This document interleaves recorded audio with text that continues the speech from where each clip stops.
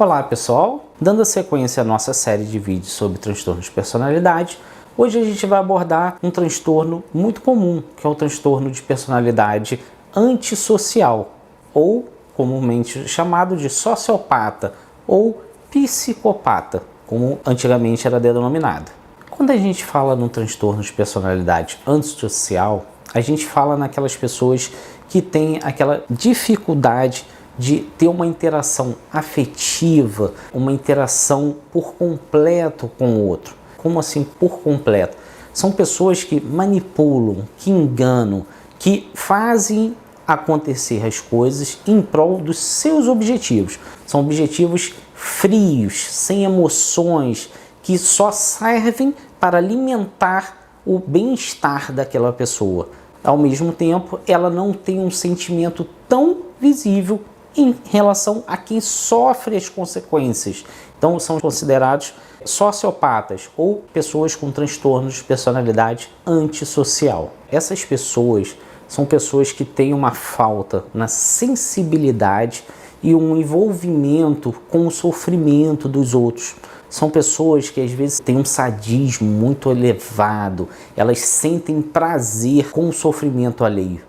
Uma coisa importante a gente perceber é que o transtorno de personalidade antissocial, ele acomete mais os homens, podendo chegar a ter relação de 7 homens acometidos para uma mulher. Então é importante a gente saber que existe essa relação e prevalência maior em homens, jovens e adultos, são os mais acometidos, às vezes com nível social e econômico baixo, que querem a qualquer forma ascender, ter um ganho, ter algo positivo para que ele tenha um crescimento dele, não de quem está em volta de si. Então, além de tudo, ele não tem a sensibilidade com quem ele possa prejudicar, transgredir regras, fazer acontecer para que ele seja beneficiado. Ele não está preocupado se vai fazer pessoas sofrer ou não, às vezes não faz diretamente, mas ele não se preocupa, não tem remorso, são pessoas extremamente frias. A relação pessoal é nula. Às vezes, né, um filho sofre demais, por quê? Com a necessidade de repente de ascender numa posição, numa carreira, ele não consegue despender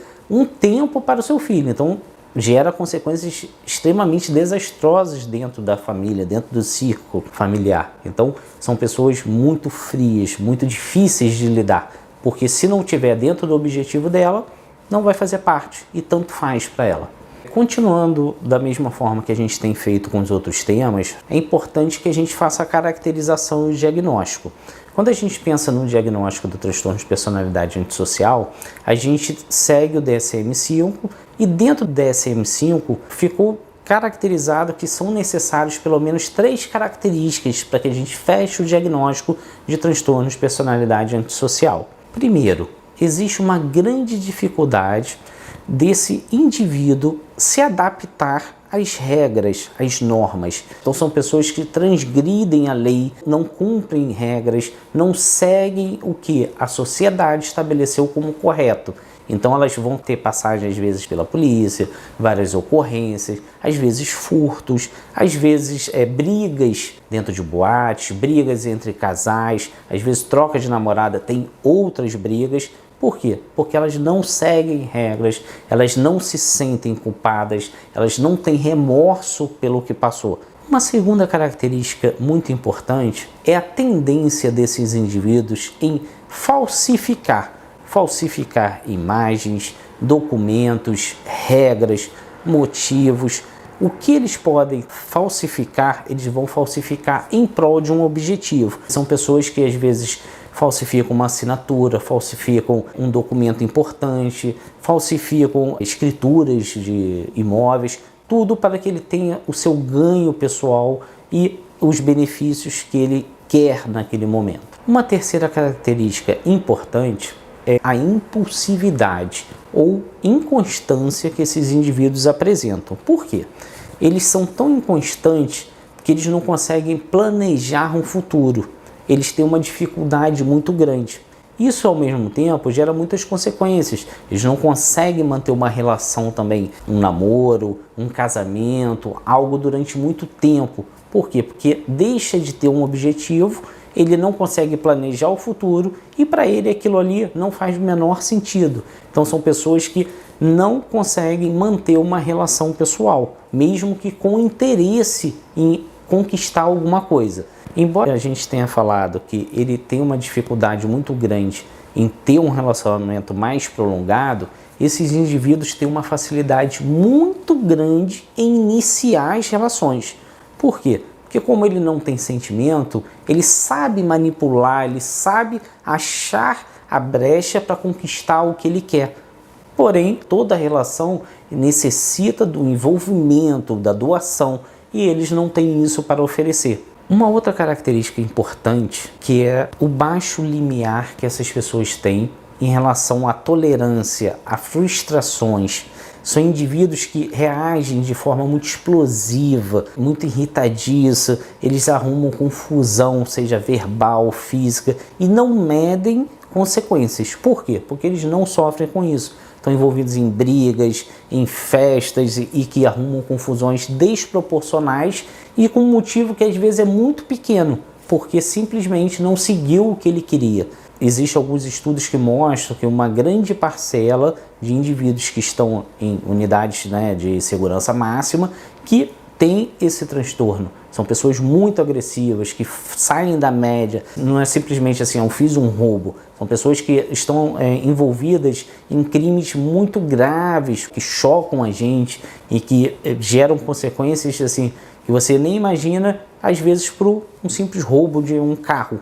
E que não teria necessidade da pessoa fazer tamanha proporção, tamanha maldade. Uma quinta característica importante é o descaso dessas pessoas com a segurança, tanto de si quanto dos outros. São indivíduos que não têm a preocupação se vai se machucar, se vai machucar os outros, se vai gerar consequências, se vai ter morte, se vai ter algo maior. Ele não pensa nisso. Então são indivíduos extremamente frios e que não fazem um cálculo se vai gerar problema naquela situação. Não tem o racional tão perfeitamente atuante associado ao emocional. Uma sexta característica também importante é a irresponsabilidade que esses indivíduos têm nas questões de obrigações no trabalho, financeiras.